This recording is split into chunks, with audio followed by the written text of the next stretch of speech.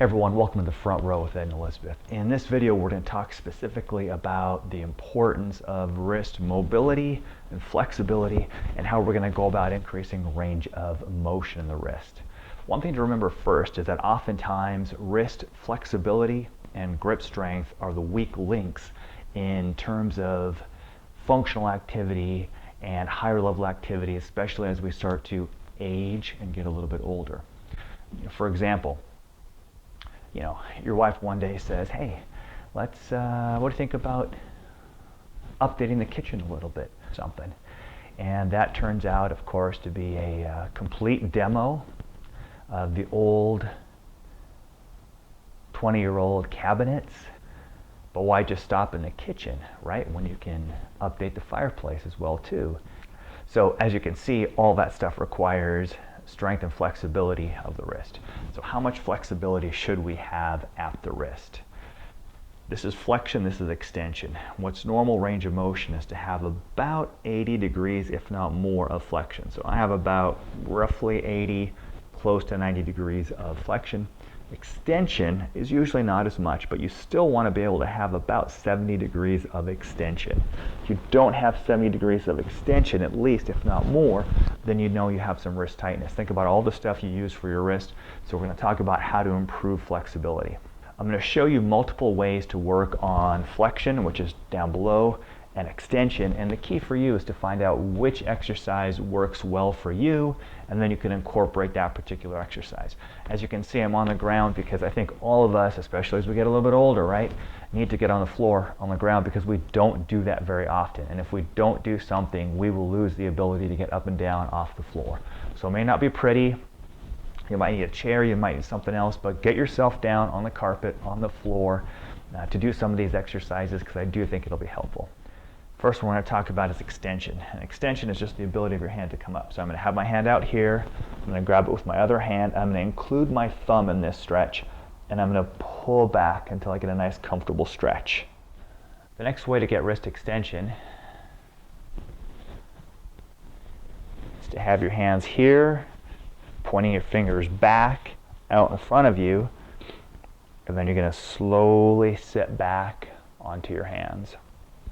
Now, once I'm here, especially if I see you in the clinic, I talk a lot about exploring the stretch. So once you're in the basic position, you want to try to rock a little bit back and forth and just explore and see what that stretch feels like. Once again, I'm rocking back into the stretch. You should feel a stretch in through here. What you don't want to do is get a lot of pain in the joint. If you feel like you're getting pain in the joint, then what happens is that you may have had a compression type of injury into the joint. So a simple thing that you can do is, let's just pretend I'm going into extension and I'm starting to get joint compression in my left wrist. I'm going to take my right hand here and I'm going to basically come along the crease here. And I'm going to dig my thumb in there and I'm going to create a little bit of a traction through there. I'm going to find out, I'm going to go all along here, and where it might be a little tender and tight, I'm going to put a little pressure and I'm going to separate it. So I'm taking my elbow, pushing down, my right arm is pulling up, and I'm creating a little bit of separation in this area. And I'm loosening that up. And sometimes that's all it takes.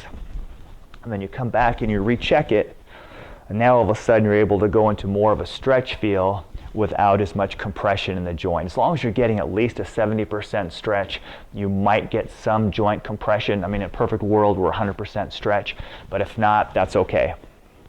Now, once I'm here, I'm rocking back and forth a little bit here, exploring the stretch. Then what I'm going to do is I'm going to lift up my palms a little bit.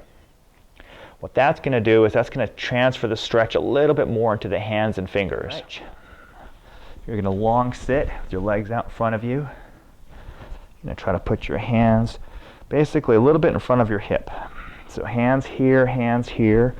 You're going to push your palms down into the floor. So palms are getting pushed down into the floor. Elbows are locked best they can.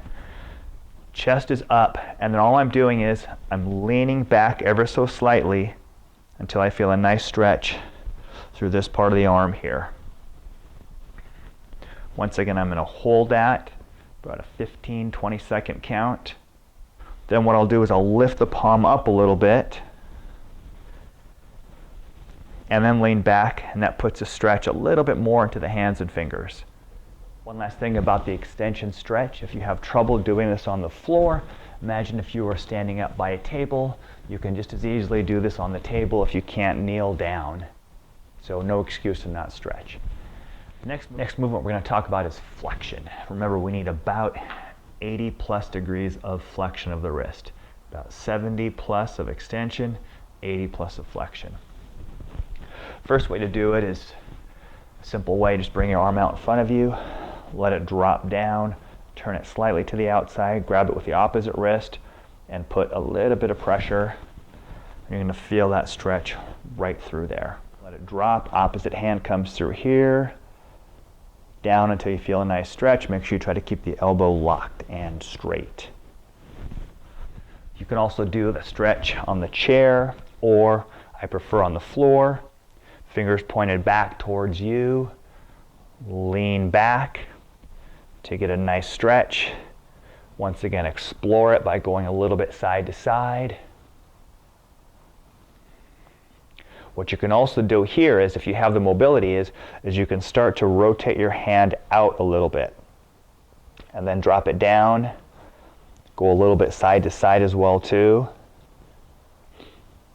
And remember, you're probably not going to be equally tight from side to side. The tighter side always gets a little bit more love. While you're here, another thing you can do is try to make a fist. And what I want you to do is make a couple of fists. Bring your fists together so they're touching. Bend your elbows. Slowly try to straighten out your elbows. This will give you a stretch another way. Once you try to get your elbows as straight as you can, rock a little bit side to side. Elbows are locked, fingers are pointed back, chest is up, and I'm going to lean back until I feel a nice stretch through the top part through here. Once I'm here, I can try to bend the fingers a little bit as well too, to add another level, another dimension of the stretch. So remember, do not neglect range of motion and mobility of your wrist. Give yourself a test, see where you're at. Most of us are going to lack a little bit of extension, so really make sure that you add some sort of extension into your exercise repertoire. Get on the floor if you can. And if you have any questions, please leave them down below. If you haven't subscribed, please do so. If you found the video helpful, please give it a thumbs up. And tune back again soon, because I'll be doing another video on grip strength. So after we've got a reestablished wrist range of motion, the next weak link or limiting factor oftentimes is grip strength. Once again, especially as we get older, I have a lot of patients that can't lift things up anymore because they've lost grip strength. Anyway, take care and good luck with that kitchen remodel.